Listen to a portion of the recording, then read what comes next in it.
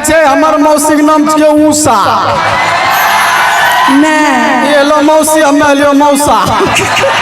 अगरो नाम छियै उषा। क्या यह जगह मौसी। हाँ मौसी जी को देख लीजिए। अच्छा मौसी क्या गया है तुमको? क्या गया है मौसी आपको? मौसी क्या गया है मौसी? वनो ना मौसी क्या गो छो? अच्छा बउआ रे तोरा मौसी क्या गो छो? दूगो मौसी छो? दूगो। अच्छा नाम कथी छो मौसी का? मुझे नहीं पता। अच्छा कहे हमर मौसी के नाम छियै उषा। नहीं ये लो मौसी हमें लियो मौसा। अगरो नाम छियै उषा।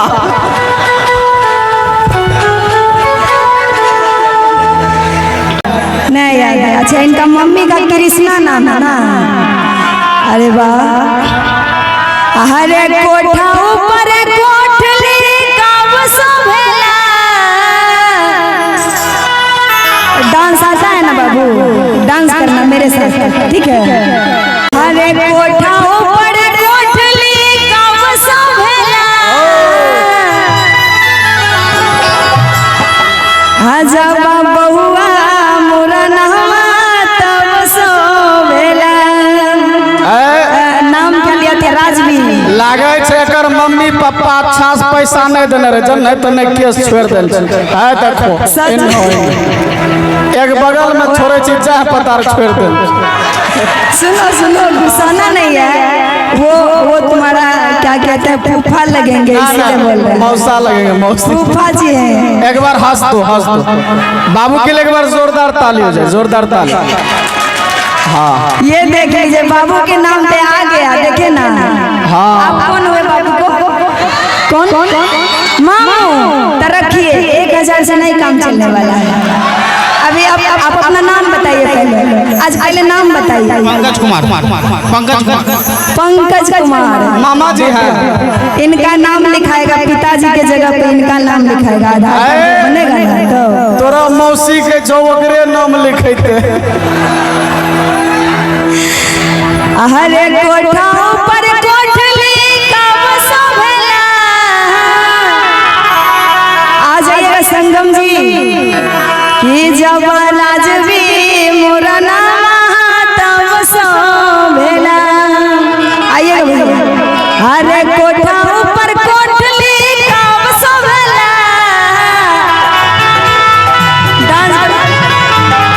कोठा ऊपर कोठली कब सोभेला।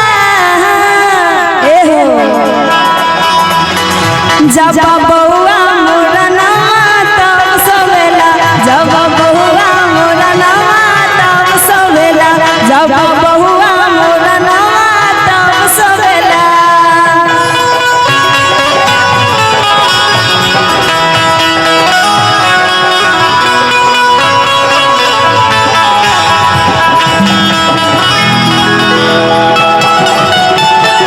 क्या बात है जी।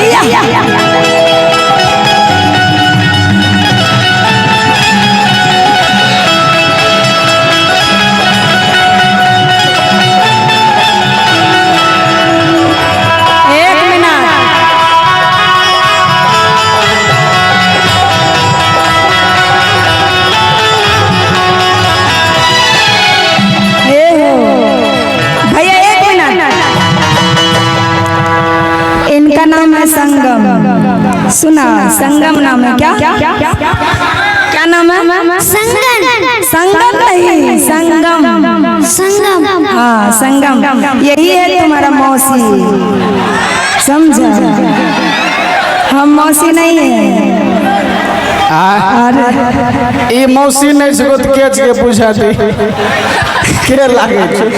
हम सिंगर हैं उषा यादव। जानता है ना उषा यादव को? हाँ घर में सिंगर यहाँ लेकिन मौसी की हो। एक बार ताली बजा के बतबो तो।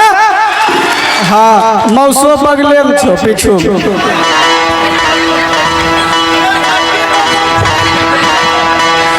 सुनिए ये मौसी है ना बाबू? मौसी है। देख रहे तुम्हारा मौसी नाच कर रही है यहाँ पे। कोई लेके भाग जाएगा इस भीड़ में से, समझा? अरे बउआ मोरा नमा कब सोभेला,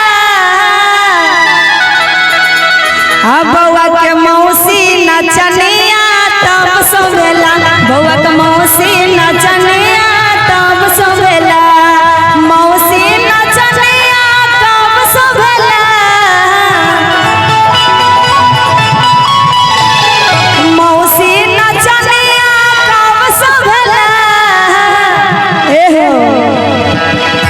इधर आइएगा। अच्छा, आपका हस्बैंड का नाम पता नहीं, पता नहीं, मान चले कुछ। इनका बउआ का मामा का क्या नाम था? मामा का पंकज। जब पंकज ढोलकिया तब सोभेला, जब पंकज ढोलकिया तब सोभेला, जब पंकज ढोलकिया तब सोभेला। क्या बात है?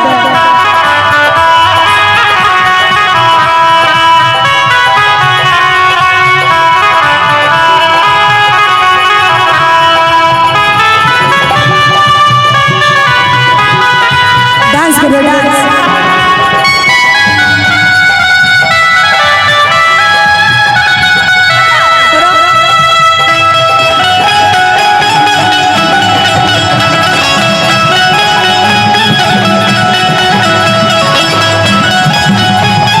अरे वाह,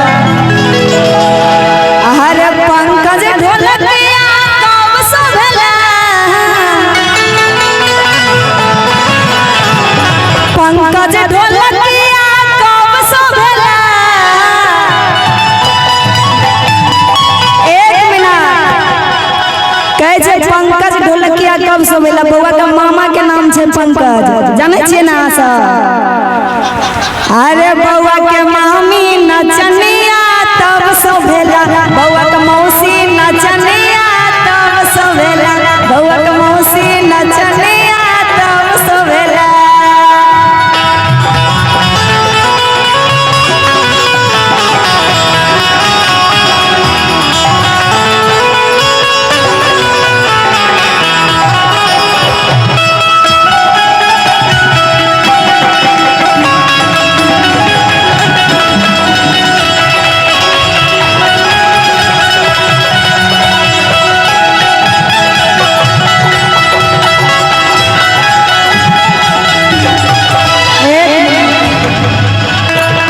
कहना